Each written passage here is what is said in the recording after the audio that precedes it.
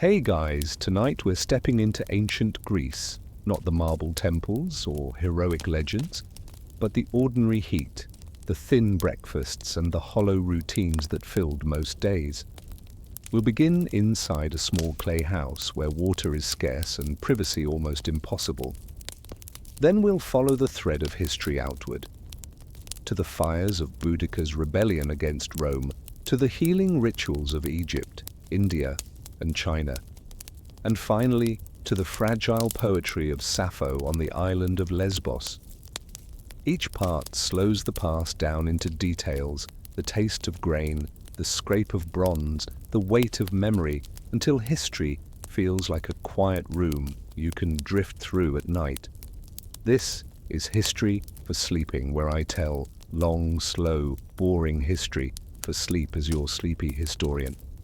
These stories aren't made to thrill you, but to steady your breathing and give your mind something calm to wander through. If you enjoy these quiet journeys, you can subscribe to Historian Sleepy 365. It helps keep these slow stories coming, so there's always history to fall asleep to whenever you need it. So let the lights dim, settle into your bed, and together let's drift back into the forgotten corners of the past. Imagine you open your eyes, not to the sound of an alarm clock, but to the weight of the sun pressing through walls that were never meant to keep it out. Your home is a modest rectangle of mud brick or rough stone, its surfaces the color of baked earth, its windows nothing more than wooden shutters that you close at night to keep out goats and wandering strangers. There is no glass, no curtain, and no real separation between you and the heat that arrives each morning like an uninvited guest. Even in the cooler months, the air feels close, still, and slightly tinged with the dust of yesterday's wind. You lie on a thin mat or a straw-stuffed mattress, your body already aware of the day's temperature before you have properly woken. The walls around you have absorbed the previous day's warmth and now return it to you, like stones that have been holding their breath all night. In summer, it means the air turns heavy well before sunrise. In winter, those same walls will leach warmth from your body until you are curled in on yourself, waiting for daylight to give you permission to move. The space you sleep in is shared. Family, perhaps a slave or two, if your household can afford them, and maybe an animal chickens, a goat occupy the same room or the adjoining one. Privacy is a luxury no one here expects, and you don't waste thought on it. Instead, you measure your personal space by whether you can stretch your arm without brushing someone else's skin.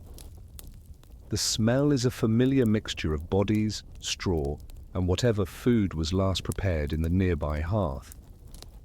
Rising is not a matter of choice. The sun dictates the rhythm of your life, and once its light begins to seep into the room, there is no point resisting. You stand, stretching out joints that complain more than you expect for your age. The ground beneath your feet is hard-packed earth or worn stone, cool for now, but destined to burn your souls if you step outside in the midday glare. There is no concept of slippers or soft carpeting here. The transition from lying down to facing the world is abrupt. Water is the first necessity, but there is none waiting in a jug beside your bed. If you are fortunate enough to live near a public fountain, you take your clay jar and walk there. If not, you head to the well, the same one your family has used for as long as anyone can remember. The journey is a part of your morning, each step marking time while your mind drifts toward the tasks ahead. The jar is heavy when full, its weight digging into your shoulders as you carry it home. Drop it, and you will not only lose the water, you may have to answer for the loss of the jar itself, which took a potter's time and skill to make. Bathing is not on the morning agenda. Cleanliness here is a matter of timing and resources, not daily ritual. You might splash your face with cool water, rubbing away the grit of sleep, but a full wash is rare. When it comes, it will be at day's end, or after strenuous work, and will involve olive oil more than soap. The oil is smoothed over your skin to loosen dirt and sweat, then scraped away with a curved blade, called a strigil. It is effective enough, but not transformative. You are less dirty, not clean, in the way you think of the word. As you return to your living space, the sounds of the street filter in. Voices carry easily in the narrow lanes, each conversation blending into the next. A merchant calling out his wares, a child crying over a scraped knee, the hollow clop of hooves on stone as someone moves goods toward the market. The air smells faintly of baking bread somewhere down the road, though you know it is not for you, not yet, and perhaps not at all if the household's grain stores are low. Your first meal, if you can call it that, is meagre. Barley bread, dense and slightly bitter, is the staple. Made from ground barley mixed with water and baked on hot stones or in the ashes of a previous fire, it is nourishment without pleasure. You eat it slowly, partly to make it last, partly because there is no rush. Some mornings you soften it with a little watered wine, the wine more for safety than indulgence, as plain water can be unreliable. If you are lucky, there may be a fig, an olive, or a bit of goat cheese, but these are not to be counted on. You notice the absence of variety more than the absence of abundance. The meal is often silent, except for the sounds of chewing and the occasional quiet exchange. In many households, women and children eat separately from the men, and often after them. If you are a woman, your first bites may come only when the others are finished, your hunger dulled but not gone. This is normal. Fairness is not a concept applied to the table. Food follows the lines of hierarchy as surely as law or inheritance. The air is warming by now. Sunlight pushes through every gap in the shutters, falling in bright strips across the floor. You step outside, feeling the shift from the dim interior to the open brightness. The street is narrow, the buildings on either side rising close enough to give some shade, but also to trap heat and smells. Wastewater runs in shallow channels, carrying away what the city no longer wants, but never quite removing it from your senses. As you walk, you pass neighbors engaged in their own routines. A man adjusts the straps of his sandals before heading to the agora.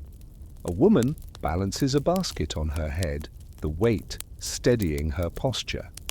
A child tugs at a tethered goat, urging it along. There is no separation between home and street life here. Your private and public worlds overlap until the distinction barely matters. You notice without thinking the wear on your clothing. The linen is rough, the color faded to a soft brown or off-white from repeated washing or from not being washed enough. The fabric holds the faint scent of smoke from the hearth, a reminder that cooking and living happen in the same space. Repairs are visible, stitches slightly uneven where a tear was mended. You will wear this garment until it can no longer be patched. The day stretches ahead, already shaped by the necessities of survival. Work is not a matter of personal fulfillment. It is what keeps your household functioning.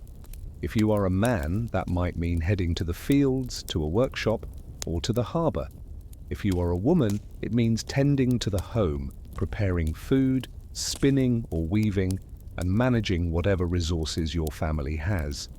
The tasks are repetitive, learned by doing, and carried out without expectation of change. In the distance, you hear the rhythmic thud of hammers on wood, the sharp ring of metal on metal. Somewhere, a potter's wheel spins. Life here is a tapestry of small sounds and steady movements, each thread contributing to a pattern that repeats generation after generation. You find comfort in its predictability, even as you feel the weight of its limits. By mid-morning, the sun has shifted high enough that the light feels direct no matter where you stand. The heat builds in slow increments, seeping into your body until you no longer notice the exact moment it became uncomfortable. There is no relief unless you seek shade, and even then the air is still and heavy. You drink sparingly from the jar you carried earlier, knowing it must last. There is no clock to measure your progress through the day, only the position of the sun and the rhythm of your work. Time here is not divided into precise hours, it moves in relation to task, before the market closes, after the laundry is rinsed, when the goats come in from the grazing hills. You adjust to it without thinking, your body learning the cues as naturally as breathing. The morning passes in this way, a slow unfolding of necessity. Each act, from drawing water to breaking bread, feels both ordinary and essential. The routine does not change much from one day to the next, but neither does it feel pointless. It is the structure that holds life together here, even if it leaves little room for anything beyond survival. By the time you pause, the air is thick with heat, the street sounds softened by the weight of midday. You are already thinking about the tasks that will fill the afternoon, and the small relief that will come when the sun finally begins to sink. For now, though, the day is only beginning, and you move through it with the quiet acceptance of someone who knows there is no other choice. You sit where there is space, if there is space, your back against a cool wall or a post that carries the roof's weight. The morning is not quiet anymore. Outside, the lanes are filling with voices, and through the open shutters you hear merchants arranging their goods, the shuffle of sandals on stone, the calls of children already in the street. But inside, the sound that matters most is the small clatter of clay bowls being set down. It means breakfast, such as it is, will soon appear. You already know what it will be. There is no element of surprise in this meal. Breakfast in your world is not about variety, not about flavor, not even about sitting together in the way people now imagine. It is a functional moment, a pause between waking and work, an act of maintenance rather than pleasure. The staple is barley bread, and not the soft, yeasted kind you picture when you hear the word. This bread is heavy and compact, made from ground barley mixed with water and shaped into small, flat cakes called maza. Sometimes they are baked on flat stones, sometimes in the cooling ashes of yesterday's fire. Either way, they are dense, faintly bitter, and dry in a way that reminds you how little moisture your world contains. The taste is not unpleasant exactly, but it is far from indulgent. Each bite demands effort. You chew until the grain yields, until the coarse texture softens enough to swallow. It is filling in the way a stone in your stomach might be weight, without warmth. On good days, when you have managed to trade or save, you can dip it into watered wine. The wine is never taken undiluted in the morning. That would be wasteful, and some say uncivilized. Instead, the sharpness is muted, the liquid thinned to make it last. It is safer than plain water, which you never fully trust. If you are fortunate, a small dish of olives might accompany the bread, their saltiness cutting through the dryness. Figs too, if they are in season, and you or someone in your household thought to save some from the market before they became scarce. Goat cheese is rarer still, and when it appears, you take small, careful bites, aware of how much work and time it represents. More often, there is nothing but the bread, perhaps with a smear of something left from yesterday's meal. You eat with your hands. There are no forks, and spoons are reserved for certain dishes. A knife might be nearby, but you use it sparingly, more for dividing portions than for lifting food to your mouth. The bread is broken rather than cut, passed from one person to another with fingers that are not always clean. No one comments on this. It is simply the way things are. The rules of the table, if you can call them that, are not about etiquette as you know it, but about order and hierarchy. In many households, the men eat first. Women and children wait, their portions taken from what remains. It is not considered cruelty, it is considered structure. The idea that everyone might eat together as equals is not part of the culture here. Even in families with enough food, the sequence is observed as tradition, reinforced quietly day after day. If you are among the first to eat, you do not linger. Meals are swift, unceremonious. There is no lingering over coffee, no idle conversation to stretch the moment. You chew, swallow, and move on to the day's work. If you are among those who eat later, you learn to take what is offered without comment. The hunger you woke with is already dulled into a kind of patience. In wealthier homes, breakfast can look slightly different. Honey might appear, its sweetness transforming the coarse bread into something closer to pleasure. A boiled egg, rare but possible, adds richness. In exceptional cases, a small portion of leftover meat from the night before might find its way to the morning table, but these are exceptions, not norms. Most days, even for the well-off, breakfast is minimal, meant to steady the stomach until the midday meal. You notice the rhythm in how food moves from the hearth to the table. The woman who prepared it has been awake longer than you, stoking the embers, grinding the barley, fetching the water. Her work is invisible in the final product, yet it shapes the moment entirely. The bread you hold, unremarkable in itself, is the product of hands that have already worked for hours before your first bite. The bread is dry and the wine-water mix is thin, but together they manage to quiet your hunger. You eat slowly, not out of savoring, but because the texture demands it. The grain lingers in your mouth, earthy and slightly sour from the water used to bind it. When the last piece is gone, there is no second serving unless you are in a rare position of abundance. If you are in Athens, the street outside is already alive by the time you set down your empty dish. The agora will be busy soon, and those who trade or sell will be eager to secure the best spots. If you are in a smaller town, the pace is slower, but the same logic applies. The day waits for no one. You rise, brushing crumbs from your lap, and the meal is over. There is no ritual of lingering to digest. Work begins again almost immediately. For a visitor from another time, the absence of variety, the plainness of the meal, and the quiet separation of who eats when might feel cold or austere. But here, it is not unusual, it is simply breakfast. Expectations are different when resources are finite, when food is not just a commodity, but the product of labor measured in hours of grinding, kneading, and baking. Pleasure, if it comes, is saved for festivals or the larger meals of the day.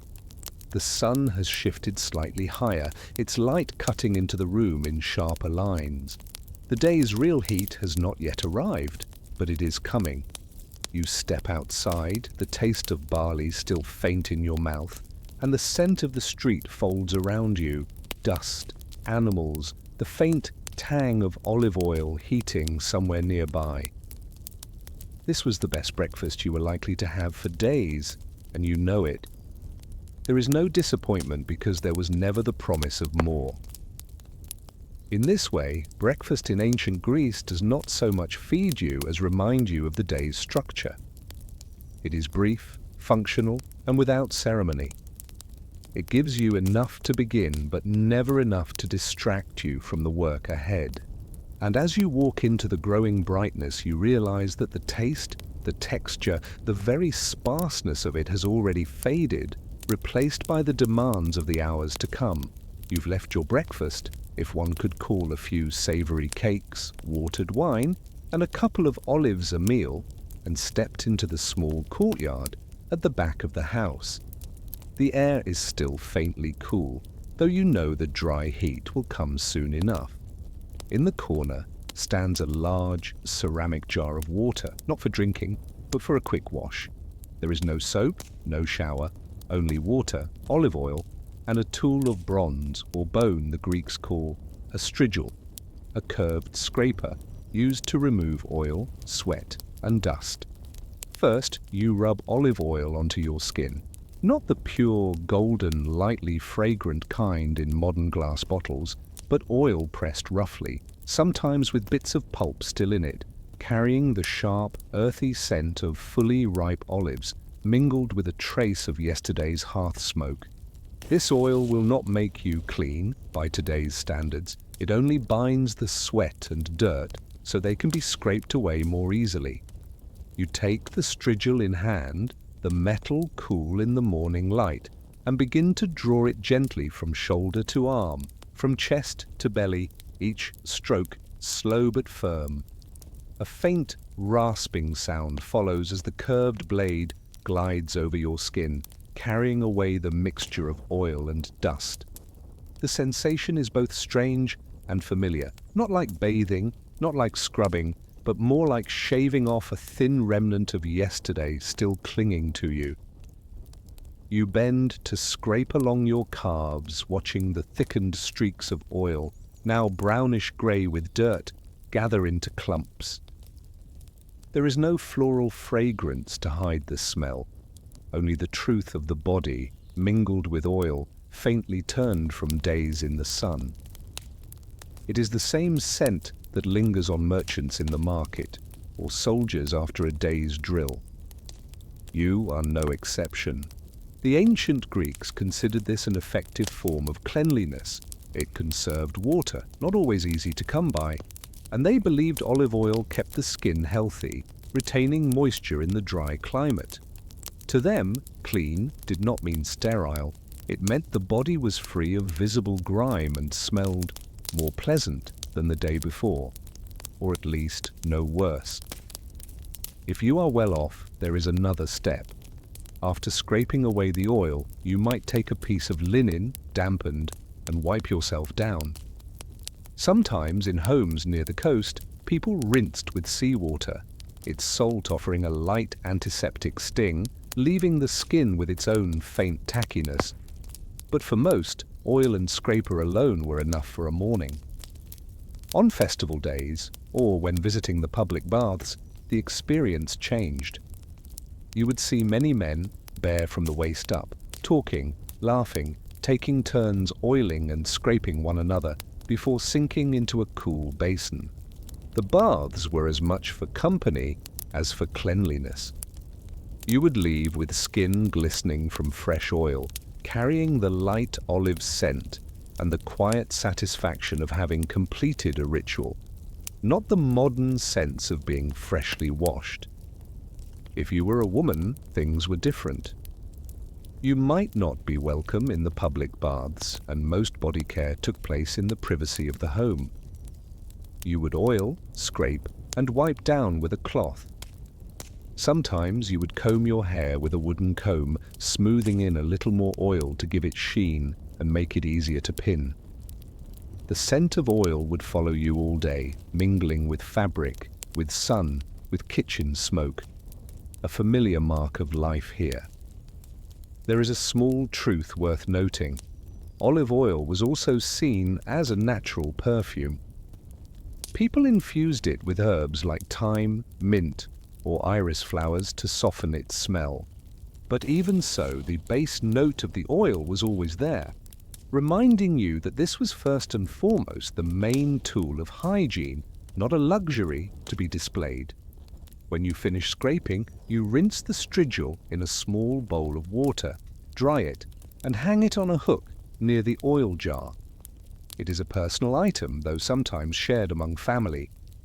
You accept this without thought, for the idea of personal hygiene is not divided here as in the age you came from. Afterward, your skin feels lighter, cooler as the breeze slips past, the dust of yesterday gone. But deep down you still carry the smell of sweat set into your clothes and hair. There is no washing machine, no fragrant detergent. Clothes are laundered only when truly necessary, usually by soaking, scrubbing by hand, and drying in the sun. You realize something. Here, cleanliness is not an absolute state, but a cycle. Each morning you try to be less dirty than yesterday, knowing that by evening, dust from the road, sweat, and kitchen smoke will return. Every day is a loop of oil and scraper, of foul and less foul, of hoping tomorrow will feel lighter, though you know it will be much the same. The eastern sky has brightened. Voices in the street grow louder. You wrap your cloak, still faintly tacky with oil, and step outside. For a brief moment, the morning breeze slipping beneath your collar makes you believe you are clean, or at least not as unpleasant as yesterday. And sometimes that is enough. You have scraped off the oil, put your cloak back on, and stepped into the street. The morning light here is not the soft gold of a painting. It is sharp from the start, as if the sun has no time to warm up. Before leaving, you tie a cord around your waist, not a supple leather belt, but a strip of cloth or a small length of rope, keeping your linen chiton from slipping entirely off your shoulder. Linen is the lightest thing you can wear in this land, but it is not as soft as you might imagine. The fibers are beaten, combed, and woven by hand, and while they absorb sweat, they are stiffer, rougher than modern cotton. When they rub against your skin, especially under the sun, you are reminded that clothing here is not made for comfort, but for covering, for modesty, and for meeting the demands of custom. Colors are rarely vivid. Unless you are wealthy and willing to pay for expensive dyes, your clothing will be beige, ivory, or pale brown, the hue of undyed flax or lightly tinted with plants. Only the rich, or those in ceremony, wear garments dyed purple, red, or deep blue, and you can tell instantly they are not of your rank with just a glance. Curiously, many men, philosophers included, do not bother with shoes. Someone once called it the philosophy of bare feet, partly from a belief that touching the ground is natural, partly from thrift. Leather sandals are simple, a flat sole and a few straps tied around the ankle. The leather is not treated as in modern shoes. It is stiff, carries a smell, and under the hot sun it will burn your feet until you want to take them off. Women are different. They seldom go barefoot in public, though their sandals are no ornamented luxury.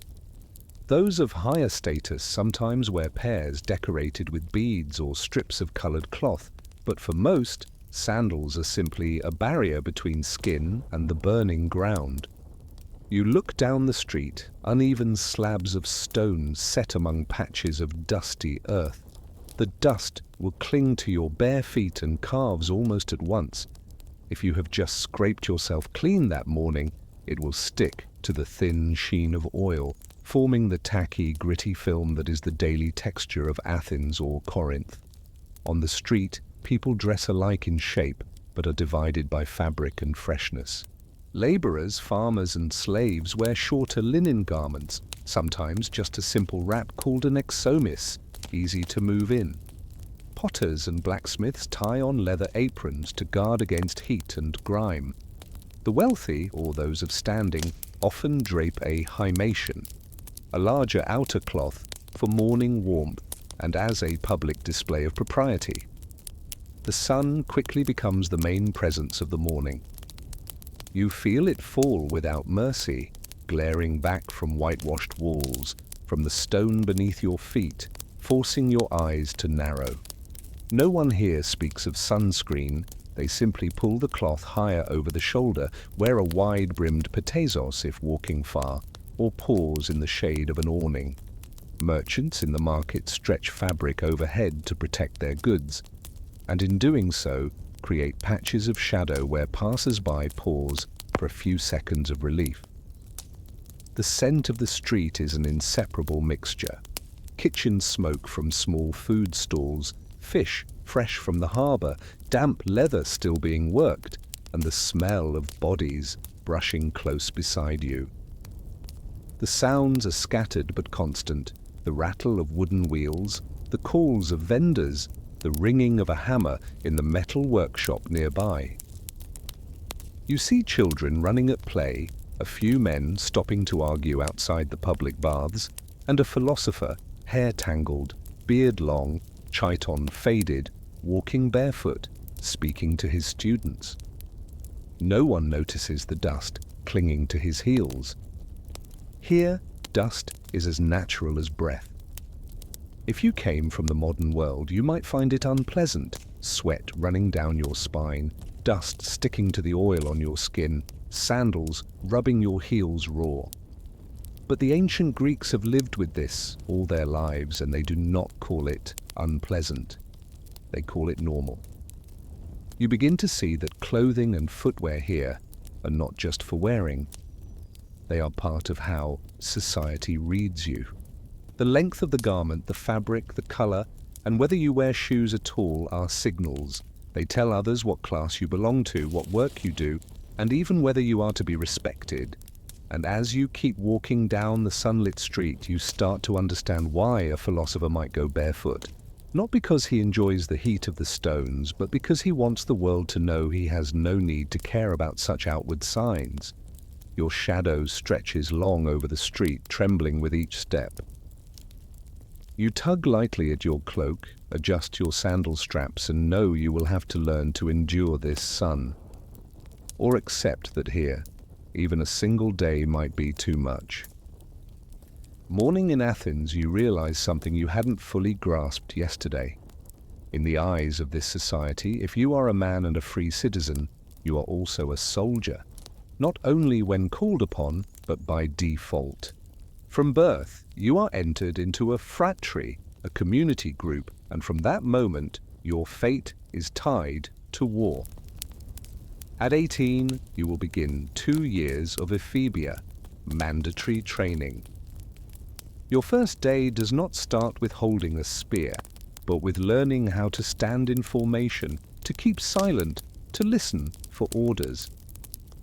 The sound of wind slipping past the stone columns of the training ground, mingling with the knock of wood against shields, will become familiar. A soldier's clothing is nothing like the light chiton you wear each day. You put on the liner thorax, layers of thick linen glued together, pressed into a rigid shell that is both protective and stiff against your movements. It does not breathe, and under the Mediterranean sun, sweat will run in streams soaking your belt. If you are wealthier, you might add bronze plates over chest or shoulders, but most have none. Your basic weapon is a spear 2 to 3 meters long, with an iron head and a wooden shaft, heavy enough to make your hands throb after a morning's drill. In motion, you carry it angled down, the point a hand span above the ground. In formation, you set it upright, the tip aimed at the enemy, and you will stand like that for hours. The shield, the hoplon, is the soul of the hoplite, the heavy infantryman. Round, nearly a meter across, wood at its core, faced in bronze, weighing 12 to 15 kilos. Lifting it, you understand at once why the backs and shoulders of Greek soldiers are broad. When you hold it up, you guard not only yourself, but the man to your left. In the phalanx, your life and your comrades depend on one another in the most literal way. From youth, glory is taught. To die for the city is noble, to run is shame. In the square, statues of heroes are raised, their names carved in stone and read aloud during festivals. But those statues do not tell you the smell of sweat, of blood, or the pulse hammering in your chest as you watch the enemy fleet draw closer. Not everyone is eager. Some young men would rather stay home, to farm, to trade, to study, but law and honor bind them. If you evade service, you are marked a coward, risk losing citizenship, or face harsh penalty. And here, where citizenship means the right to speak, to vote, to be judged fairly, losing it is losing yourself. Wars are not rare. Greek city-states are not always united. Athens may fight Sparta, Sparta may march on Corinth, or all may join to fight Persia. The battlefield may be only a few days' walk from home, but once you leave, no one is certain you will return. Those who survive carry war with them, in scars, in a limp, in the quiet of their eyes, but here that is not cause for pity. It is proof you fulfilled your duty. One afternoon, you see a group of youths practicing archery on a field near the city wall. The arrows fly fast, the bowstrings snap in short, sharp twangs. Yet they are not encouraged to fight from afar. The Greeks see close combat as the true measure of courage. That is why the phalanx exists, rows of shields and spears pressed tight, advancing slowly, nearly impossible to break if discipline holds. This obligation shapes a certain kind of community. Your neighbor may be your place in the line, The boy you played with may be the one whose shield covers you, but it also shapes a quiet acceptance that youth here is short. A failed campaign can sweep away an entire generation of men, leaving streets emptied and funerals unending. In the tavern, sometimes you hear old men speak of the battlefield, their voices slow, not quite proud, not quite regretful. They talk of the crash of shields, of standing pressed in the heat until it felt you might suffocate, and of the moment the enemy line began to break. They speak little of those who fell, as if everyone knows, but no one needs to say.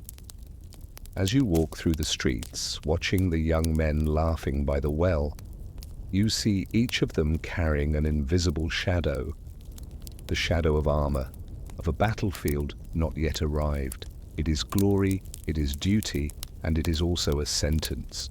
For you, someone from a place where war is only an image on a screen. The thought that every male citizen will face battle at least once in life might be enough to make a single day here feel heavier. For them, it is simply part of being called citizen. When dusk falls and the streets grow quieter, you hear the hammering of weapons from a side street. Firelight spills from a forge, glinting on the curve of armor being shaped, and you know that tomorrow, after the sun rises, everything will continue as before: drills, guard shifts, readiness to march at any moment. It is a cycle you may never grow used to, because here, to be a man is to be ready to be a soldier, and to be a soldier is to accept that one day you may not return. The wind from the northern sea sweeps across the wild fields of Britannia, carrying the salt and a chill that slips through every layer of cloth. You stand upon this land where clouds hang heavy, where sunlight is a rare and fleeting grace. And here begins the story of a woman, not with victory, but with loss.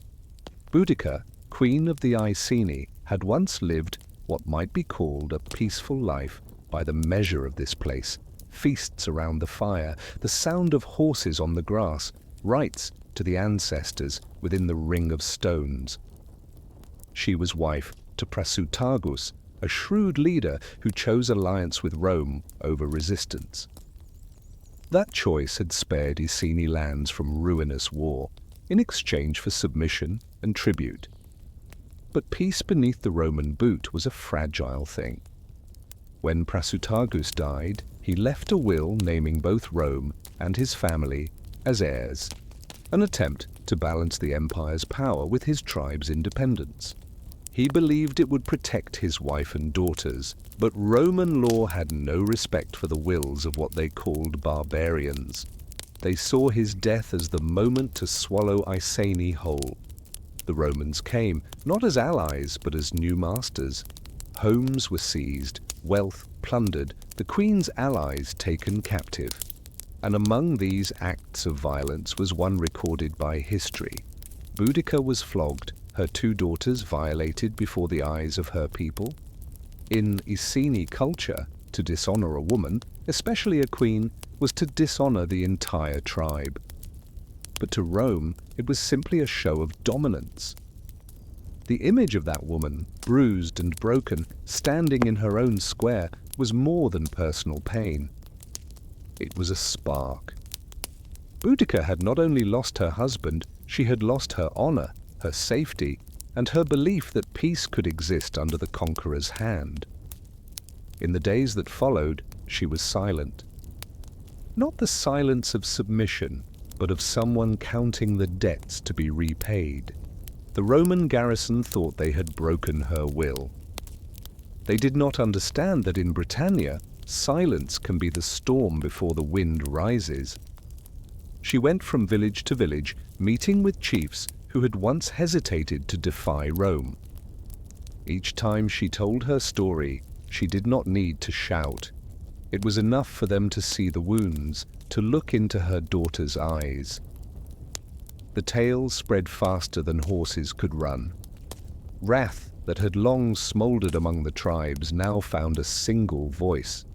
No one had forgotten the heavy taxes, the stolen lands, the people sold into slavery.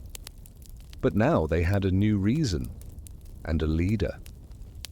Boudica was not a warrior in the traditional sense. She was a symbol, and that symbol wore a long cloak, rode among the ranks, her red hair flying in the grey northern wind. They said that when she spoke, her voice was not loud, but each word fell like the blow of a hammer. She spoke of her daughters, of fathers and husbands lost without cause, of Rome's arrogance. Not promises of glory, but a vow to restore balance. To the south, Roman officials busied themselves with roads, taxes, and reports to the capital. They did not see that at the empire's edge, a coalition was forming, not on friendship, but on shared hatred. By the time spring came and the barley fields were still green, Boudica was ready. She did not wait for Rome to strike first. Her call was not for glory or for honor, but for what was taken. And in this land where the wind is always cold from the sea, hearts were heating toward war. Her first day of battle would not be a small clash. It would be the signal that Britannia had never truly submitted. And it all began in the moment Rome thought it had broken a mother. Night in Britannia is not the gentle darkness you know. It is a black velvet weight, torn only by firelight and the moon. And tonight, that moon shines down on a sight even the Romans could scarcely imagine. Tribes once divided, once spilling blood over border stones, now standing together around a ring of fire, listening to a woman speak. Boudica stands not on a wooden platform or beneath a lavishly spread carpet. She stands on the bare earth, level with everyone else. Her long red hair falls loose over her shoulders, her heavy wool cloak dyed a deep brown. At her waist hangs a broad-bladed sword that catches the firelight. But what holds every gaze is not the weapon, it is her eyes, calm and steady, as though they have looked death in the face and accepted it. Chieftains have come from far-off lands, Trinovantes, Ordovices, Silures, men who once signed treaties under Roman pressure, who once surrendered hostages, now sit beside each other. Each brings warriors, even women clad in fur cloaks, spears in hand, their faces painted with the white lines of war. In Britannia, women warriors are no legend. The elders plant torches soaked in pine resin in a ring around the clearing. From somewhere far off, drums sound low and deep, like a heartbeat. When all have gathered, Boudica steps into the circle of fire. She does not shout. Her voice is low, dark, each word dropped into the night. You know why I stand here. You know why you stand here. Rome thought they could divide us, force us to bow one tribe at a time, but they were wrong. They have given us a single enemy, and none of us can turn away from that. She speaks of Prasutagus' death, of the humiliation she and her daughters suffered. But she speaks also of others, men impaled, women taken into slavery, children sent far from their homes. Each story is a spark thrown into the banked coals inside her listeners. Then she draws a short blade, lifting her face to the moon. Under this moonlight, I swear, I will not cut my hair, I will not wash, until the enemy is driven from this land, or until I am dead. She lowers the blade, shears away a lock of hair, and throws it into the fire. The flames leap higher, as if in answer. One by one, the chieftains step forward, doing the same. Some cut their hair, some score their palms, so that blood falls into the earth, mingling with ash. The oath passes from one to the next, and none withdraw from it. When the rite is done, a long howl rises from beyond the fire circle. The women warriors answer with a faster drumbeat. The smell of burning grass, of sweat, and of cold earth mingles together. The gathering no longer feels like many tribes, but a single body, a single heartbeat.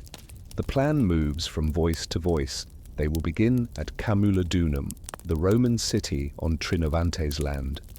There stands the Temple of Claudius, symbol of occupation.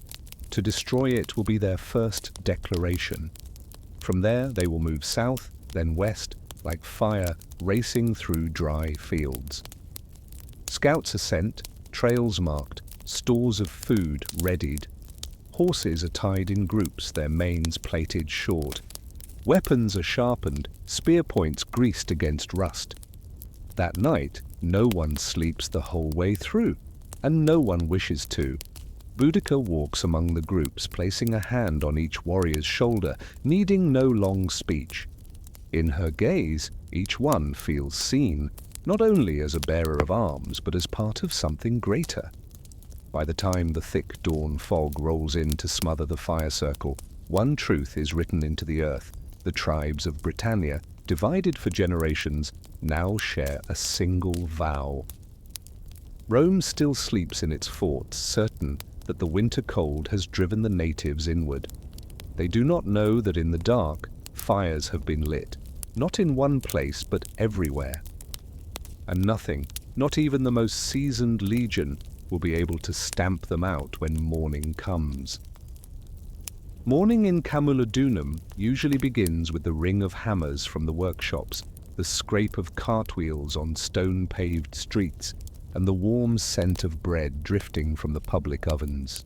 But today the first sound is the alarm horn, short, sharp, and full of panic. The townspeople, most of them Roman settlers or Britons long Romanized, rush into the streets. They look north and see dust rising in a thick, shifting cloud. At first, some think it heralds a caravan or a patrol returning, but it does not roll forward at a merchant's pace. It surges like a breaking wave. When the first figures appear, they see it is neither strangers nor friends.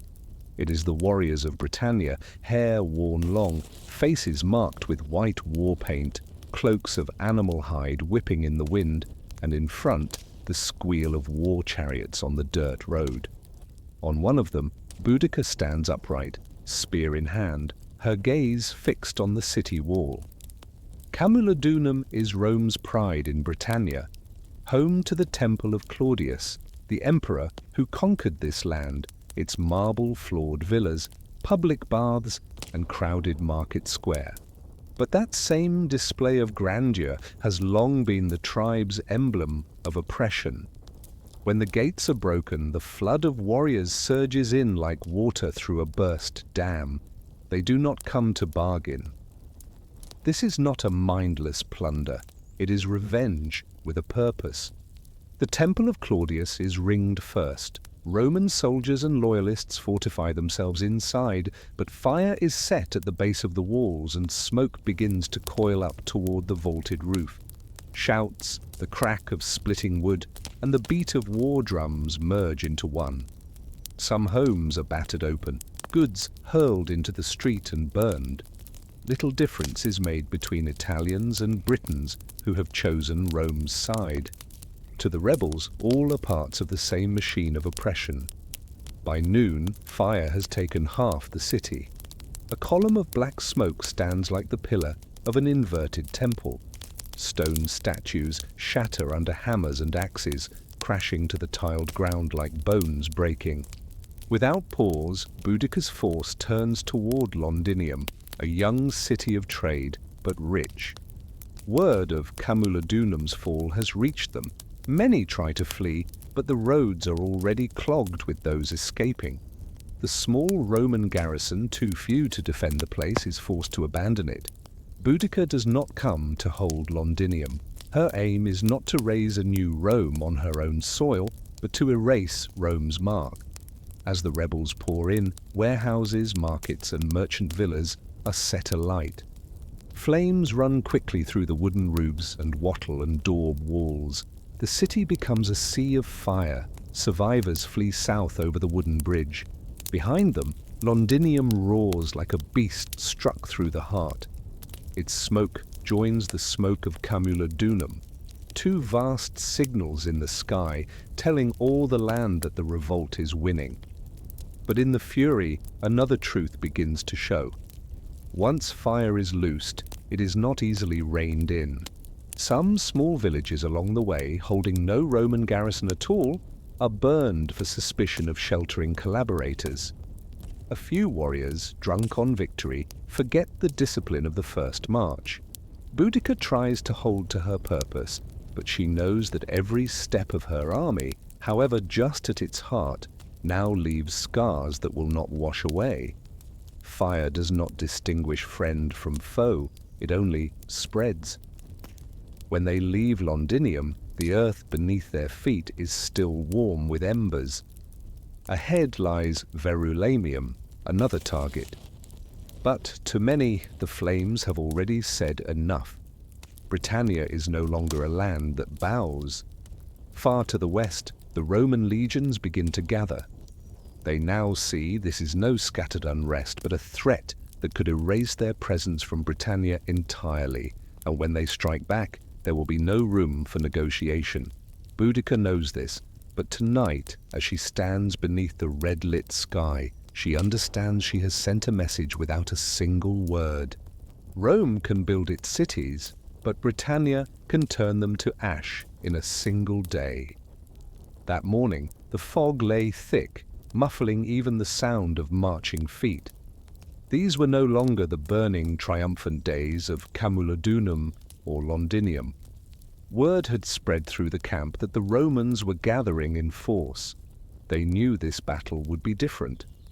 The Roman army under Gaius Suetonius Paulinus had chosen a narrow valley to block the way. Dense forest guarded their rear. Before them stretched just enough open ground for their cavalry to move freely. It was terrain made for the discipline and precision of the legions. Boudica did not turn away. She led tens of thousands, men, women, and war chariots, with blades fixed to their wheels, to the field.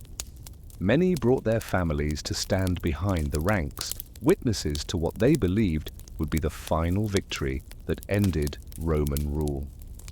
She rode her chariot along the line, her voice carrying evenly.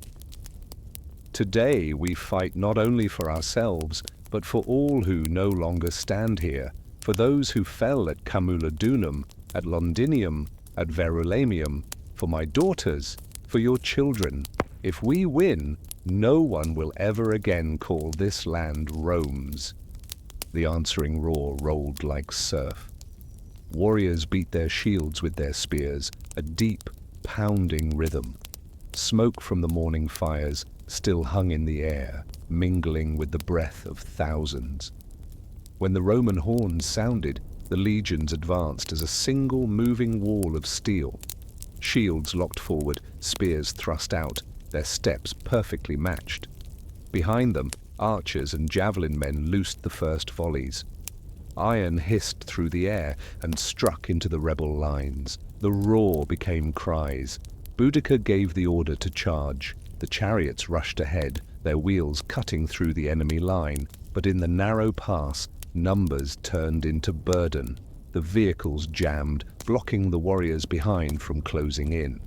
The Romans held formation, pushing forward step by step, turning the open ground before them into a killing floor. It was said that day the mud ran red and horses slipped in it. No one could count the fallen. Families who had stood behind the line were trapped between the advancing troops and the chariots that now blocked retreat. Even those who ran could not escape. By midday, all hope was gone. The rebels' drums fell silent, replaced by the cold shouts of legionary victory. The survivors threw down their weapons, scattering into the woods. No ranks, no oaths, only the quiet of the defeated. Boudica was never taken. No Roman record tells of her displayed as a captive. Some Roman writers claimed she drank poison to avoid disgrace, others that she slipped into the forest and died from sickness or wounds, but there was no body, no grave, no trace. Among the Britons, the story was different. that she rode her chariot into the mist and never returned, that she still lived, waiting for the day Rome was gone from this land. On the battlefield, the dead lay among the fallen horses, but the earth kept the deep grooves of her chariot wheels. Over time, rain and wind would soften them, as the official histories of Rome would bury the memory of her revolt. But for those who had lived through the days of fire and drums, the image of Boudica never faded. She was the reminder that there are some who, even when broken, still leave their mark upon the earth, and that sometimes a mark does not need to be seen to endure. After that fateful battle, Britannia entered another winter. But this winter was cold, not only from the winds pouring in from the northern sea. It was cold from the silence. The fires at Camulodunum, Londinium, and Verulamium had gone out, yet their ashes still clung to the stones of the streets, to the walls of the temples, and lay mixed into the soil of the fields. And the Romans did not take long to restore their grip. Bridges were rebuilt, roads repaired, markets reopened, patrols grew thicker, discipline harsher. The tribes who had joined the revolt were burdened with heavier taxes, and many captives were shipped across the sea into slavery. But there was one thing Rome could not rebuild, could not level, could not legislate away. It was the memory of a woman who had dared to rise against the empire. They called her many things. To Rome, she was a rebel, a dangerous traitor. To her people, she was a mother, a warrior, a storm. Boudica no longer walked among them, but her name lived in the stories told around the fire on long nights. Children listened and imagined her riding a war chariot, cloak snapping in the wind, hair the red of flame. The old listened and nodded, as if they themselves had seen her with their own eyes. Some tales claimed Boudica had not died at all, but had been lifted by the spirits of earth and river, carried across white-misted fields to wait for the day of return. Others said she had become a hunting bird, her wings spread wide above the land, watching every road the Romans marched upon. For Rome, the persistence of such legend was a thorn. Roman historians recorded the revolt, but laced their accounts with scorn, shaping her into a fit of temporary madness. They wrote that she failed, that Roman power was inevitable. But the very fact they had to write of her was proof the storm had been real and had shaken them. Years later, when the Roman towns of Britannia seemed calm again, there were still nights when sentries on the walls heard the wind cut across the grasslands and thought of the tale of the chariot vanishing into the mist. Whispers said it was Boudica patrolling, not to guard Rome, but to remind her people that the enemy was still here. Boudica became part of the land's identity, a symbol not only of defiance, but of pride that would not bow. Somewhere deep in the collective memory, she remained a promise, that the people of Britannia would one day rise again. Centuries turned, and the Roman Empire itself crumbled, but her name did not. Poets, historians, painters returned to her image, a mother bereaved, a warrior unbroken, a storm no one could put down. Perhaps that is what Rome never understood. A city can be burned, a wall can fall, but once a people carry someone's story within them, that story will outlast both stone and steel. And Boudica, though she left no body to bury, was raised in the minds of millions as a storm that will never still. In the ancient Greek world, when a cough lingered or a low fever settled in, people did not think of bacteria or viruses, concepts far beyond the imagination of the time. Illness was not simply the body malfunctioning, but a sign that some order had been disturbed. That order existed not only in flesh and blood, but in the relationship between human beings and the gods, the earth and the air. Health was believed to be a fragile balance, like the still surface of a lake on a windless morning. A single breath of air, the anger of a god, a broken ritual, or a harmful habit could ripple that surface, and sickness would rise like weeds from the lake bed. Imbalance was not only within the body but in the mind and in the world around. A meal too heavy with meat, an unusually long summer, or a strange dream could all be warnings. To heal was not just to ease the pain, but to seek the deeper cause, the reason why unseen forces had chosen to intervene in your life. One might go to a physician, but also to a temple. An injured leg might be bandaged, yet the family might also carry offerings to the sanctuary of Asclepios, god of medicine. There, the sick would sleep overnight, hoping for a dream to reveal the cure or the ritual that must be done. Hippocrates, later called the father of medicine, tried to draw healing away from full dependence on myth. Yet even he could not wholly separate the two worlds, the world of reason and the world of symbol. He spoke of the four humours in the body: blood, phlegm, yellow bile, black bile, and how their balance determined health. But for many, that imbalance could still be traced to a curse or to disrespect shown to the divine. When disease struck a fishing village, people did not only boil their water or avoid contact, they gathered on the shore, lit fragrant smoke, and sang hymns of protection. In the drifting incense, they believed they were calming the anger of the gods who guarded the sea. And if the sickness eased, it was the ritual they remembered more than the cleanliness. To them, every illness was a story. It began with a cause, seen or unseen, and recovery was a good ending if you had read the story correctly and satisfied the unseen storytellers. Even those who had lived through many seasons of plague found it hard to give up that way of thinking. When death came without clear reason, it was accepted as a chapter in a greater tale, one in which humankind played only a supporting role. Standing in a clay-walled house, watching the first light slip through a gap in the door, you would see a world of medicine woven tightly with belief. A fever might bring you a cup of herbal water, and also a dream of a serpent, symbol of the healing god, gliding over your body and leaving when the dawn broke. And when you woke, you would believe your body had been given a promise of recovery, not only from the art of healing, but from the very forces you had always quietly feared and revered. In ancient Egypt, health was not merely the absence of illness, but a gift from the gods, a gift that could be withdrawn at any moment if one forgot the duty of reverence. When someone fell ill, it was not first thought of as a failure of a particular part of the body, but as a loosening of their bond with the divine. In that vision of the world, the physician was more than a healer.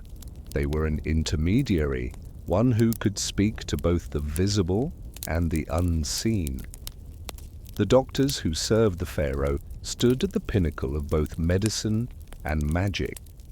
They learned how to dress wounds, to stitch skin with copper needles, but also how to recite ancient incantations preserved on papyrus. A prescription might call for honey, fragrant oils, and powdered gemstones, but as it was prepared, the physician would speak a prayer to awaken the strength of the remedy. Honey, with its natural power to preserve and protect, was seen as a gift of Ra, sunlight made solid. Fire, used to purify tools or burn resins, was the breath of Sekhmet, lioness, goddess of war and healing. Illness could come, they believed, from the intrusion of an evil spirit, or from an imbalance among bodily elements, named in terms far removed from ours. In such cases, a physician would arrive carrying not only their pouch of medicines, but amulets and small carved images of the gods. These would be placed beside the patient's bed, so that divine eyes might watch the night and drive away harm. Within great temples, certain chambers were set apart for healing. There the sick might be bathed in scented water, anointed with oil, and laid to rest beneath a dome where sunlight fell through a single round opening, light considered the purest of all. The chant of prayers echoed among towering columns, blending with the smell of incense, creating a space where the patient felt already far from the ordinary world. And in that stillness, many believed the cure had begun before the medicine had even touched them. Their surgical knives, most often of burnished copper, sometimes even gold, gleamed so brightly in the torchlight they seemed to hold their own flame. When the blade touched flesh, it was not merely metal at work, but the power of the sun cutting away what was wrong. The most skilled physicians knew how to make a wound close swiftly, not only by craft, but by the words of protection murmured as they worked. Some papyrus scrolls record hundreds of remedies, from easing stomach pain with cumin seeds and beer to setting a broken bone with wooden splints and linen strips soaked in tree resin. But interwoven among these formulas are instructions such as say this aloud 3 times before binding the wound, or draw this symbol in honey upon the patient's chest. For them, success lay not only in ingredients, but in persuading both body and spirit to believe in the cure. Between the gold light of the desert and the cool shadow of the stone halls, you would see that ancient Egyptian medicine was a careful weaving of practical skill and metaphysical faith. Honey and fire, copper blade and amulet, all were tools, and all were given to the physician as gifts from the gods to be used when the fragile balance they called life needed to be restored.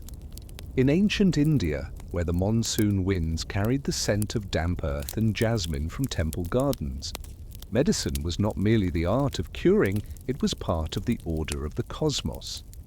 The system of Ayurveda, more than 2,000 years old, saw a human being as a small universe, reflecting the structure of the greater one beyond.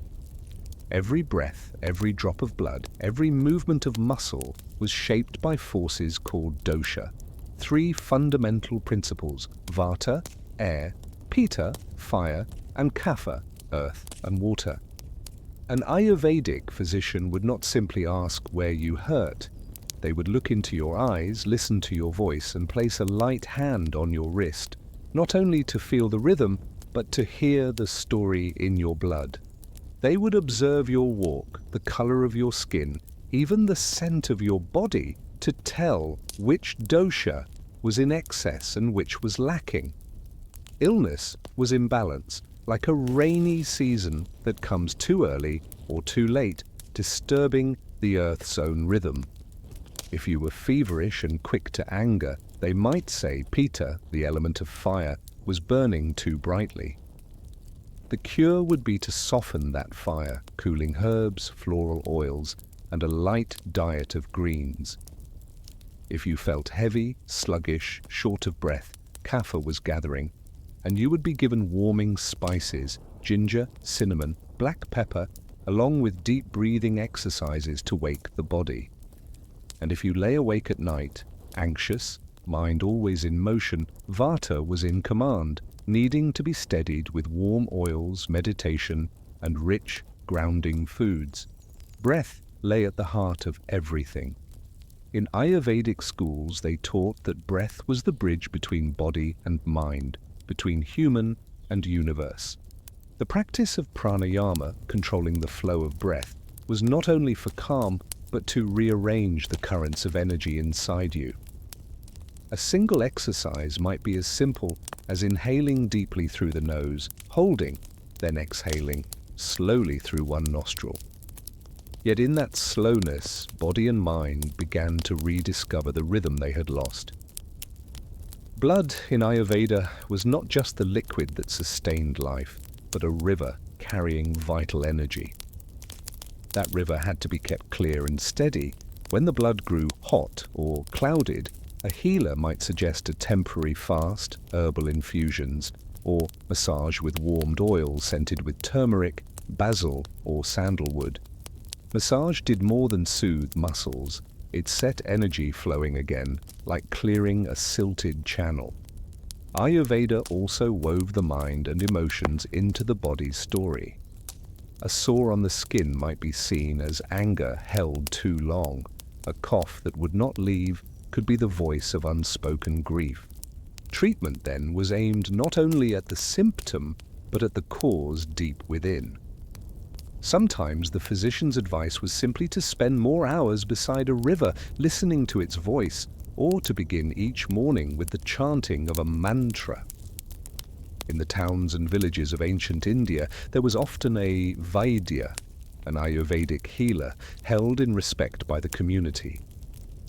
In a small room where light slipped through bamboo blinds with the faint smoke of a clay incense bowl drifting upward, they would prepare medicine from roots, leaves, and seeds, mixed with honey or milk. Earthen jars lined the shelves, each holding a portion of knowledge handed down through generations. When you received the medicine, you also received a fragment of tradition, of belief, and of patient observation that modern medicine sometimes forgets. In that world, healing was not a battle against disease, but a journey back toward harmony. A journey that might begin simply by listening to your own breath and trusting that somewhere the universe was breathing with you. In ancient China, medicine rested on a foundation so vast that it was at once a science, a philosophy, and an art of living. A physician would not look only at the symptom before them, but at the whole of a patient's life, the current season, the weather of recent months, daily work, eating habit, even the dreams of the past nights. At the center of this medicine was qi, an invisible life force flowing through the body along channels unseen by the eye. When qi moved freely, you were well. When it was blocked, weakened, or out of balance, illness appeared. Qi was bound to the principle of yin and yang, two opposing yet complementary forces, always in motion to sustain harmony. An excess of yang, heat, dryness, intense activity, could make the body burn, bringing fever, thirst, or irritability. Too much yin, cold, damp, stillness, could leave you fatigued, with cold limbs and poor appetite.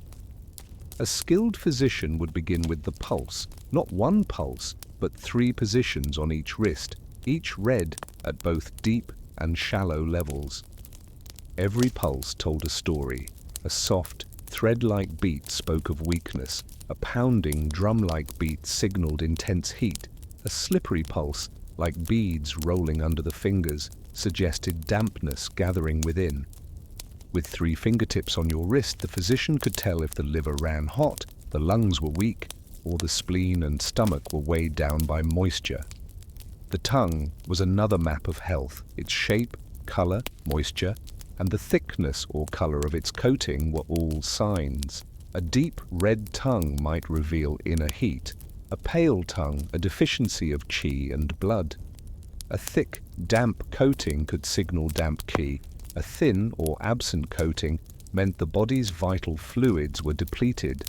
A patient might say little, showing only their tongue and wrist, and still the story of their health would unfold. Climate itself was counted among the causes of illness. The 6 excesses, wind, cold, summer heat, dampness, dryness, and fire, when entering the body could disturb the flow of qi and blood. A chill with congestion might be wind cold invading the lungs, treated with ginger, cinnamon, and rest under warm blankets. A summer fever was summer heat, cooled with watermelon, chrysanthemum tea, or kudzu root. Ancient Chinese medicine also linked emotion to health. Anger could injure the liver, worry could harm the spleen and stomach, fear could weaken the kidneys, grief could diminish the lungs. Healing, therefore, was not only a matter of prescribing herbs, but of advising a patient to reshape their habits, to practice breathing, meditate, or walk under trees to quiet the heart. Treatment took many forms. Acupuncture to clear blocked meridians, tuina massage to align muscle, tendon, and joint, Herbal medicine to harmonize qi and blood. A prescription might contain ginseng root, cinnamon bark, licorice, astragalus, or dozens more, each chosen with care for the patient's constitution and the season. The decoction was simmered slowly in clay, its fragrance filling the air, a sign that the elements were merging into balance. Physicians also believed dreams could reveal the state of the body. Dreaming of fire might point to inner heat, of calm flowing water to qi moving smoothly, of wandering in fog to dampness clouding the mind. Such details to them were not superstition, but fine threads of a larger pattern of balance and imbalance. Thus, a medical consultation in ancient China was never only an examination of symptoms. It was a conversation between person and person, between human and nature, between body and cosmos. And when the patient left, carrying a pouch of fragrant herbs or a few light needle marks across the back, they did not hope only for relief. They believed they had been returned to the steady current of qi, where every season, every heartbeat, every breath rested in its rightful place. There are illnesses that even the most skilled physicians cannot explain. No marks upon the tongue, no strange pulse, no link to climate or season. The patient simply fades, losing strength, losing sleep, their gaze hollow, as though some part of the soul has slipped away from the body. In such cases, the path to healing lies not within the pages of medicine, but in the rituals meant for the unseen. In many ancient cultures, sickness was sometimes seen as a sign that the soul had left the body, for a time or forever. The cause might be a sudden shock, a deep fear, or an unwitting violation of a community's taboo. Then the role belonged to the shaman, the one who stood between the human world and the world of spirits. The healing often took place at night, when the air was still and the fire lit every twist of smoke. The patient was brought into a house or special hut, where the scent of resin, burning herbs and human sweat mingled as one. The drum began slowly, evenly, like the heartbeat of the earth. The shaman called to the soul, sometimes in songs so old that no one living understood the words, sometimes in a long whistle, sometimes with deep, echoing beats upon a water drum. It was believed that a lost soul needed guiding home, and that sound was the cord to pull it back. Sometimes the ritual lasted for hours, sweat running from the foreheads of both the shaman and the patient, the room thick and hot like a hearth. For a moment, the smell of burning roots, fragrant oils, and human breath became so woven together it was hard to tell where the medicine ended and the faith began. Not every remedy was ever written down. Some mixtures were passed only by word of mouth, from master to apprentice, with the warning never to reveal them to outsiders. A handful of leaves, a few drops of resin, a pinch of earth from a sacred place, blended, boiled, or sprinkled over the patient at the turning points of the ritual. In some places, there was the sweat bath, a small sealed hut built to keep out the wind, inside stones heated red hot. Herbal water poured over them sent steam rising, forcing sweat from the patient's skin. They believed the sickness left in the sweat, and that when the body was emptied by the heat, there would be space for the soul to return. When the patient stepped out, they were wrapped in a blanket and led away in silence, so the soul could settle again. Other rituals called upon dreams. The patient would drink a tea or plant sap that softened the mind into deep rest, then sleep in a space guarded by sacred objects, feathers, stones, or carvings. In that sleep, they might dream of crossing a bridge, speaking to someone long dead, or finding an object once theirs. Upon waking, if they remembered the dream, the shaman would read its meaning, that the soul had been led home or that something still needed to be set right. These rituals were not only for healing, but for binding a community together. Neighbors, relatives, sometimes the whole village would gather beyond the circle of the rite, praying or singing along. Their presence was a reminder that illness was never a battle fought alone. Whether by medicine or by belief, the patient felt held, and sometimes that was the first step toward recovery. Today, many of these rites have vanished, or survive only as cultural echoes. Yet the thought remains that the unseen can touch our health, and that people need connection, faith, and a sense of belonging. And looking back, we see not every cure rests in the hands of a physician. Some are found elsewhere, and in the quiet place where heartbeat, breath, and soul search together for balance. There are names that survive millennia without the aid of sword or shield. Sappho is one of them. She led no armies, ruled no kingdom, built no monuments of stone. All she possessed was a voice made of words, soft enough to comfort, sharp enough to pierce, straight into the memory of those who heard it. Sappho lived around the 6th century BCE on the island of Lesbos, where the sea wind mingled salt with the scent of wildflowers drifting from the hills. It was not a noisy Athens, nor an iron-bound Sparta, but a small community steeped in music and poetry.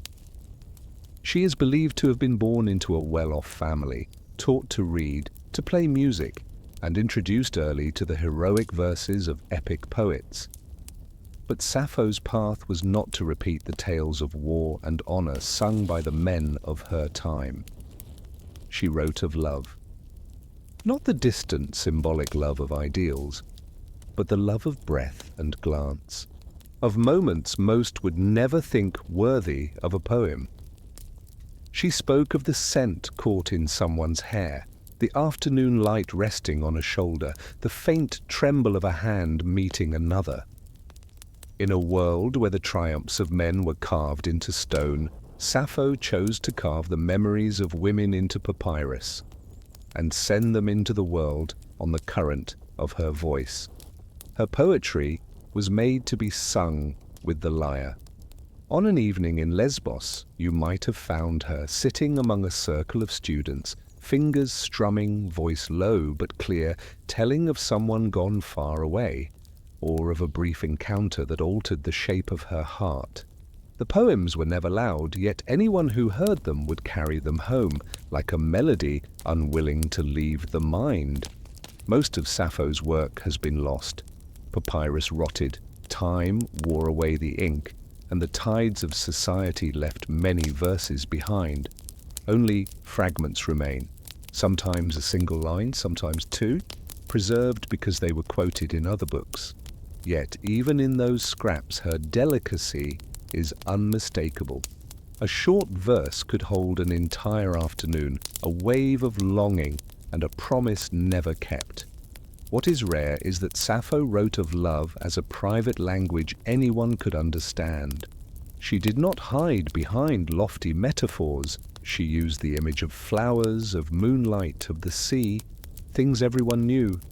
And so more than 2,000 years later, we can still find ourselves in her words, despite the changes in time, language, and culture. The ancient Greeks counted Sappho among the 9 earthly muses, the greatest poets. Plato called her the 10th muse, but for Sappho, perhaps such titles meant little. She left something they could not bestow, the feeling that for a moment someone had understood you completely. That is what makes Sappho part of our collective memory. Few remember all she wrote, but they remember that once there was a woman who spoke for their hearts. In the world of history, where kings and warriors often drown out other voices, Sappho reminds us that some legacies endure not through power, but through closeness. She is proof that a language of love, when shaped into poetry, can survive every ruin of time. And even in fragments, It is enough to restore the outline of a woman who turned feeling into memory and memory into a part of humanity. Lesbos is not Athens. It does not have marble-paved streets leading to bustling squares where philosophers debate beneath the sun. It is not Sparta either, with its dusty training grounds and the echo of shouted commands. Lesbos is an island adrift in the Aegean, as soft as its own name. Here, the sea is not only a boundary, but also a bridge. The wind carries the taste of salt, but also the sound of ships docking, bringing stories from distant ports. The hills slope gently down to groves of olives and vineyards, woven between villages where people have known each other's names for generations. Life on Lesbos did not escape the concerns of the ancient Greek world, harvests, taxes, laws, but it allowed for pauses, moments in which music and poetry could grow like wild plants along the hillsides. Sappho grew up in such a place. On Lesbos, women might not have lived with the freedom painted by idealized tales, but they still held spaces of their own, spaces Athens had begun to forget. Athens in its golden age had turned women into shadows behind the walls of their homes, managing the household, bearing children, kept far from the public sphere. Lesbos was different. Here, women still took part in festivals, still learned music, and sometimes became patrons of the arts. Sappho's school, if it can be called that, was not a school in the modern sense. It was a circle of women, a gathering bound by music and words, where young girls learned to play the lyre, to sing in rhythm, and to remember verses so they could sing them again. To an outsider, it might have looked like nothing more than evenings of song, but within it was a network for passing down memory and feeling. Music on Lesbos was not only for pleasure, it was a vessel for family history, for prayers over the harvest, and for private messages sent to someone far away. A song could be a gift, a promise, or a way of saying what could not be spoken aloud. When Sappho wrote, she was not only setting down her own thoughts, she was continuing a tradition that had lived on the island for generations before her. Yet when the official histories of Greece were written, largely by men from Athens and other seats of power, Lesbos was pushed to the margins. Its names, apart from Sappho's, were seldom remembered. The name Lesbos itself became wrapped in stereotype or anecdote, while its communities of artists, its hands upon the lyre, and the songs that once swept across the island fell silent. Sappho became the sole bridge, through which later generations could remember that on Lesbos there was another way of life, softer, quieter, but as deep and enduring as any in the harsh centers of politics. And it was that softness, in a world full of steel, that made her poetry different. If Athens forgot that art could belong to everyone, Lesbos remembered. If Athens forgot that women had once been the keepers of a community's melodies and memories, Lesbos remembered. And in the memory of Lesbos, Sappho is not a distant legend. She is a voice still carried somewhere in the sound of the waves, still waiting to be found by those who know how to listen. So when we read her verses now, we do not only hear the voice of one woman. We hear an island, a place that guarded the language of love, even when the rest of the world was busy carving its name into stone. When a civilization passes, it often leaves behind two things: stone and words.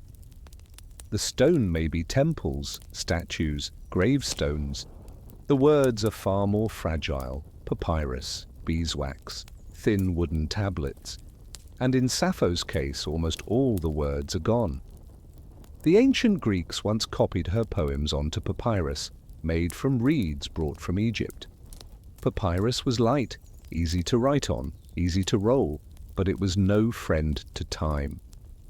A single damp season, or a storeroom left unattended, and the ink would blur, the fibers decay, the poem vanish as though it had never been written. After Sappho's death, her poetry was still copied for some centuries, still sung at gatherings, still memorized in certain poetic schools. But the world changed, the Greek language shifted, one empire replaced another, and what was once considered essential became unnecessary. When Rome took power, it preserved much of Greek literature, but let much else drift into forgetting. Then came the early Christian era, as new moral codes began to take shape. Sappho's songs, with their devotion to love, desire, and the personal voice, were viewed with suspicion. Some copies were shut away in dusty archives, others may have been burned or scraped clean and reused for scripture. It was not always an act of deliberate destruction. Sometimes forgetting was simply the slow accumulation of no one noticing for hundreds of years. What remains now is mostly fragments, sometimes a single line, a phrase, or just a few scattered words.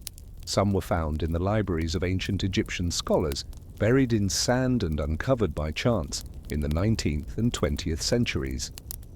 Others surfaced in unexpected places, on the back of an account ledger, on the edge of a sheet used to wrap a mummy. Some were rescued from ancient rubbish heaps in Egypt, where the dry air had kept them, as if time itself had only moved a little slower there.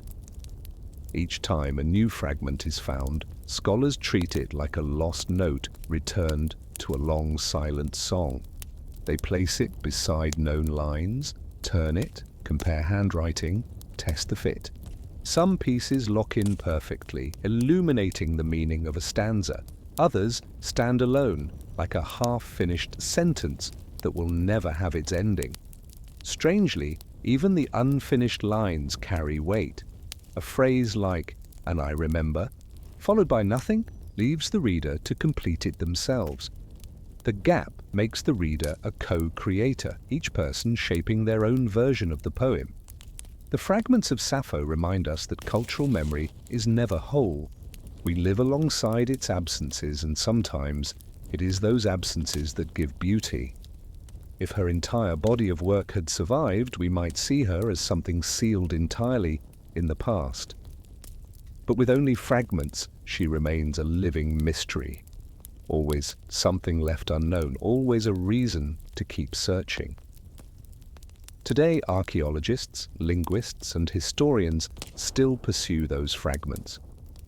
Each time a new papyrus is unearthed, even with only a few words, it makes the news, and verses 2.5 millennia old are read aloud again. The modern world, with all its technology, still bends over a desk under lamplight, magnifying glass in hand, to touch the trace of a woman who once plucked a lyre in Lesbos. Perhaps those who once wished to destroy Sappho's poetry would be surprised to know that millennia later, people would search for its scraps as if for gold. They could not burn it all. The fire touched only the page, the voice remained, scattered but persistent, slowly pieced together again through time. And perhaps it is precisely because her work had to survive fire and centuries of silence that it feels so alive today.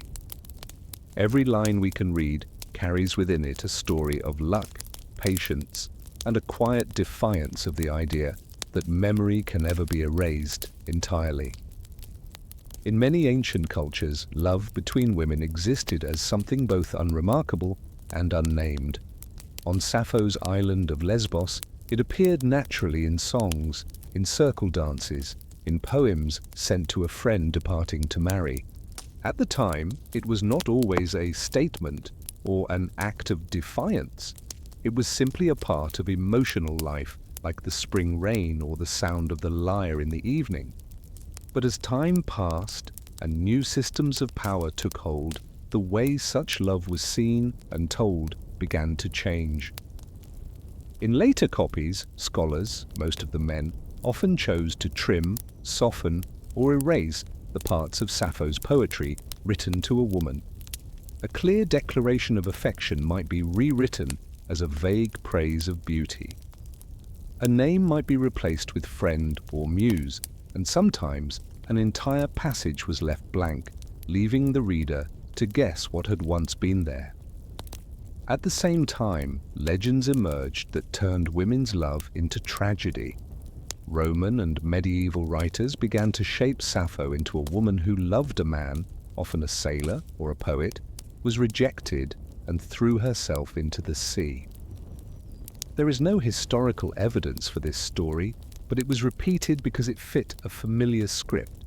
That proper love was for a man, and the proper ending for a woman who loved the wrong person was death.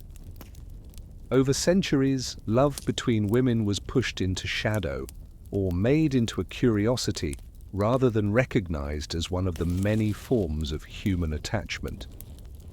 Even the word lesbian, which once simply meant a person from Lesbos, slowly took on sexual and scandalous overtones to the point where many modern residents of the island have bristled at the way the media treated it as a label rather than a piece of cultural heritage. For Sappho, this meant her image was stretched between two extremes, a gentle poetess writing of friendship and flowers, and a figure made dangerous for daring to name desire for women. Her surviving verses, then, are not only fractured by time, but layered with centuries of reinterpretation, commentary, and at times distortion. Yet even through revision, her voice seeps through. Some poems that remain intact are so vivid, so intimate, that it is difficult to deny their meaning. When she writes of a smile that makes her heart tremble, of skin soft beneath her fingers, or of standing silent as someone walks away, the reader knows this is not harmless generality. It is the texture of love, known to anyone who has ever loved, regardless of gender. Today, as these fragments are translated anew, many translators work to return them to their original candor. Some choose to keep the names as they appear, rather than replace them with symbols or vague epithets. Some provide the cultural context to show that love between women was not Sappho's invention, but a quiet, steady current that ran through many civilizations. And the point is this: restoration is not only about fairness to the past, it is also about changing how we tell stories of desire and affection. When we read Sappho's lines without cutting them, we acknowledge that history is not only the property of the victors or of the norms set by a single age. It also holds countless voices once forced to whisper or keep silent. And perhaps the real scandal here is not that Sappho loved women. The scandal is that after so many centuries, people still debate which loves are valid, which loves are allowed to be named. Meanwhile, on an island more than 2,000 years ago, a woman once held her lyre, looked into the eyes of the one she loved, and turned that moment into poetry, without asking anyone's permission and without apologizing to anyone. There are stories the ancients never imagined would live to see our time, told on nights by the fire, in small rooms heavy with incense, or at the harbor when the sky was dimming. They belonged to a moment and to a community, like a boat that knew only the waters of its own bay. And then the dust of time fell, layer upon layer, until no one spoke of them anymore. But memory has a strange way of surviving. It does not rest only in books or carved stone, but drifts inside songs in proverbs, in the seemingly aimless patterns on a shard of broken pottery. We pick up these pieces, fit them together clumsily, and call the result history. Yet between the joins, in the empty spaces no one remembers, lies the rest of the tale, and sometimes that forgotten part is its true heart. Myths, from Orpheus, Psyche, Sisyphus to Sappho, were not always made to last forever.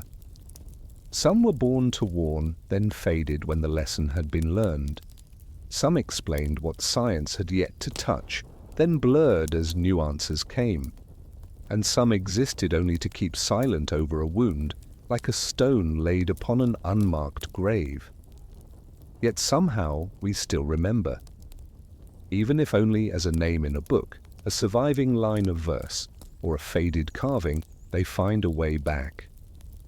Perhaps through an archaeologist brushing a film of gold dust from an old vessel, or a translator pausing too long over a single line, wondering, if I return this word to its older meaning, will anyone be able to bear its bluntness? Sometimes memory returns as nothing more than a feeling, reading an ancient poem and suddenly feeling your throat tighten without knowing why. Perhaps that is what we forget. Myths do not endure because they are told intact, but because they can still find a listener in another form. Sappho may have lost hundreds of poems, but one surviving line is enough for someone, in this century, to feel touched. Orpheus may have had his ending rewritten, but there are still those who remember he once turned back for love. Psyche may have been remade into an allegory, but someone will still recognize the fear of losing what they do not yet understand. And each time memory returns, it changes us a little. Not to hand down a moral, but to remind us that we are not entirely separate from those who lived before. That joy, grief, love, loss, all have been here before, only under other names. You may think you have forgotten that these stories are just the soft background to sleep. But years from now, you might see an image, hear a line of music, or dream something strange, and realize you have met it before, somewhere in the telling you heard tonight. Were myths made to be forgotten, or to find us in the very place where they disappear?